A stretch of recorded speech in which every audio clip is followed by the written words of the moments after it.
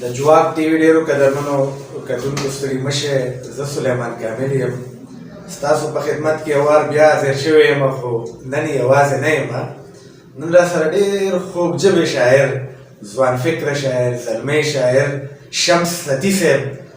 زموږ په سټوډیو کې حاضر دی. نو خوشحاله یم او د دې راتګ ته هم د دې اورېدو ته هم، او زه فکر کوم چې تاسو به هم د دې راتګ چې دی نو هغه به نیکمرغه وبولئ او د دې د شاعرۍ نه به خوند واخلئ. خو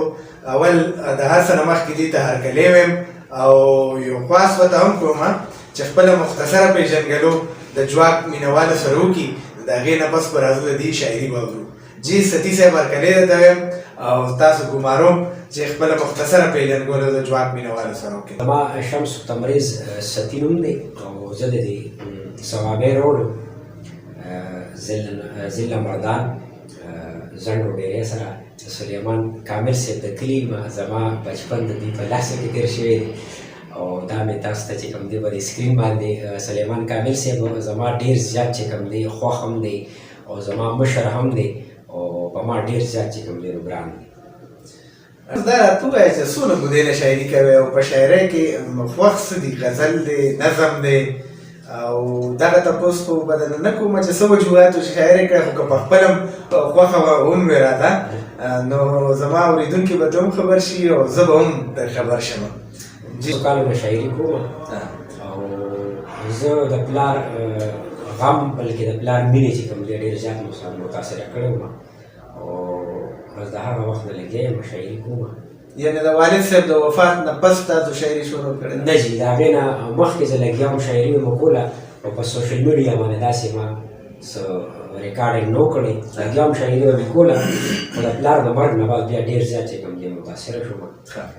او دا راته ووایه چې تر دې دمه کوم کتاب چاپ کړی دی؟ سر کتاب خو به انشاءالله ستاسو په لاسو کېږي. تقریبا مواد ما سره د یو نیم کتاب مواد دي، نو انشاءالله کریم به که خیري کتاب چاپ کوو. خدای دې وکړي چې ستاسو شاعري په چاپ بڼه هم مریدانو ته ورسي او خوشحاله یم. غزل به راته وایې که نظم به راته وایې که دواړه به راته وایې؟ غزل به مې درته ویم سر او نظم به هر کله راشه ووایه راته. ډېر ښه. نوی نظم مې لیکلی دی د مور ناکردې. او د مور خو په کور کې یوه ونه مېوهداره، او مور خو په کور کې یوه ونه مېوهداره ده، مور خوږه د پلاره د کور په مور باندې. یو کیسه درته کوم د زړه د زنګ، ټول وجود به دې نشه شي لکه بنګ. یوه کونډه په یوه کور کې اوسېدله، وه کمزورې ځای په ځای به غورځېدله، یو بیماره او مرض کې رنځېدله، په ګوګل کې به دننه ګرځېدله، یوه چغه باندې سر به بلېدله او ټول مالت کې به پرتو ته جړېدله. یوه چغه باندې سر به بلېدله او ټول مالت کې به پردو ته جړېدله، په خپل کور کې خپل بچي پې بې پروا وو، حق خبره که به یې کوله ناروا. په خپل کور کې خپل بچي پې بې پروا وو، حق خبره که به یې کوله ناروا وو. که د خولې نه سره وباسمه بلا شي، انګوریان یې راته ټولې په سلا شي. که د خولې نه سره وباسمه بلا شي، انګوریان یې راته ټولې په سلا شي. ډېر د سوخته به خپل ځان ته په خندا شو، په خندا کې به د سوخته په ډېر د سوخته به خپل ځان ته په خندا شو، په خندا کې به د سوخته په ژړا شوه. دا به یې ویلې خپل بچي مې دښمنان دي، خپله ښه دي په لمسون کې د زنان. دا به یې ویلې خپل بچي مې دښمنان دي، خپله ښه دي په لمسون کې د زنان دي. یو ماشوم و به ډېر دې ته نږدې و، خپل یې نه و چا ورکړی و پردی و. دواړه لاس به یې د هغه نه را چاپېر کړه، که په زړه به یې وسو هغه به یې هېر کړه. دا به یې ویل یو مې خدای دی یو مې ته یې، خبر نه یم بچیه چې مې څه یې. دونکاچه باندې به کېناسته اوچته، نیم په لوږه یې اوچته نیم یې ښکته، خپل الله ته به سجده کې په سلګو شوه، د ماشوم غوندې به سمه په ګیلو شوه. خپل الله ته به سجده کې په سلګو شوه، د ماشوم غوندې به سمه په ګیلو شوه. خپل بچي یې د دې درد نه ښه خبرو، خپل بچي یې له دې درد نه ښه خبرو، خپل بچي یې له دې درد نه ښه خبرو. د دنیا په خواهشاتو باندې سر و، په حجره جومات کې ناسته چېرته نه و، مور او پلار غوندې هستو نه ناخبرو. په حجره جومات کې ناسته چېرته نه وه، مور او پلار غوندې هستو نه ناخبرو. که کیسه د زندګۍ مې کړه سره د سهار تر ماښامه په نهره ټوله ورځ به په سوالونو باندې سر وم په خپل کور کې به مې وساتم ټوله ورځ به په سوالونو باندې سر و په خپل کور کې به مې وسه در په در وه یوه ورځ سهار وختي ووازه شو یوه ورځ سهار وختي ووازه شوه هغه کونډه په حق ورسېدم په ټول کلي کې پې خپل نر خفه و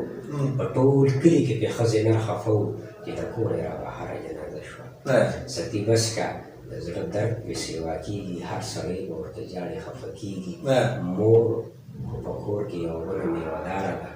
مور خوږه د پلاره ده کور په مور ډېر ډېر زبردست بلکل مور خوږه د پلاره ده او کور په مور باندې ډېر ډېر ډېره مهرباني غزل هم د نه اورم بلکې غزلونه د نه هم اورم او موږ درته غوږ غوږ او سترګې سترګې ارشاد غزل نه مخکې یو دوه شعرونه دي ارشاد چې د سوي سوي ارمانونو کور یم د سوي سوي ارمانونو کور یم د سوي سوي ارمانونو کور یم زه د هر چا د بېغورونو کور یم دومره غمجن یم چې تپوس ونه کې دومره غمجن یم چې تپوس ونه کې د نړېدلې دیوالونو کور غزل یو څو شعرونه ارشاد وي احساس مې وجني د زړګي نه مې لمبې وباسي احساس مې وجني د زړګي نه مې لمبې وباسي د زړه د کوره مې د صبر جنازې وباسي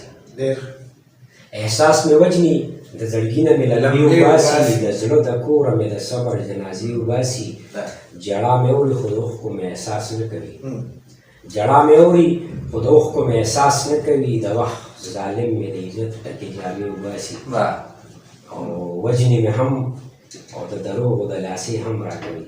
وجنې مې هم او د دروغو د لاسې هم راکوي وجنې مې هم او د دروغو د لاسې هم راکوي سر ته مې ناستې ښې اوږدې اوږدې توبې وباسي وجنې مې هم او د دروغو د لاسې هم راکوي سر ته مې ناستې ښې اوږدې اوږدې توبې وباسي او دلته له چا نه ګیلو کوم چاته حال ووایم دلته له چا نه ګیلو کوم چاته حال ووایم دا ظالمان خو د ژوندو خلکو چمړې وباسي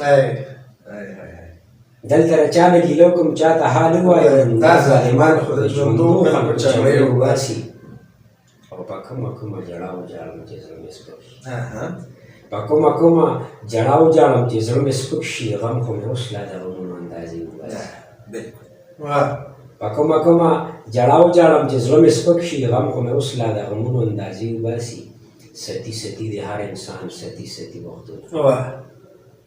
ستی ستی د هر انسان ستی ستی وختونه د ځان په ویریو بېوسي رانه پرتې وباسي بلکل بلکل همدقسې ده دا حالات ډېره مهرباني شمس تاسو راغلی موږ سره ساعت ګړی تېر کړو او بیا هم راته خوږه شاعري واوروله نو ډېر خوشحاله یم او د جواک ډېرو قدرمنو کتونکو دا و شمس سدي صاحب چې تاسو واورېدل اوس راله اجازت راکړئ ډېره مهرباني د لوی الله په امان په مخ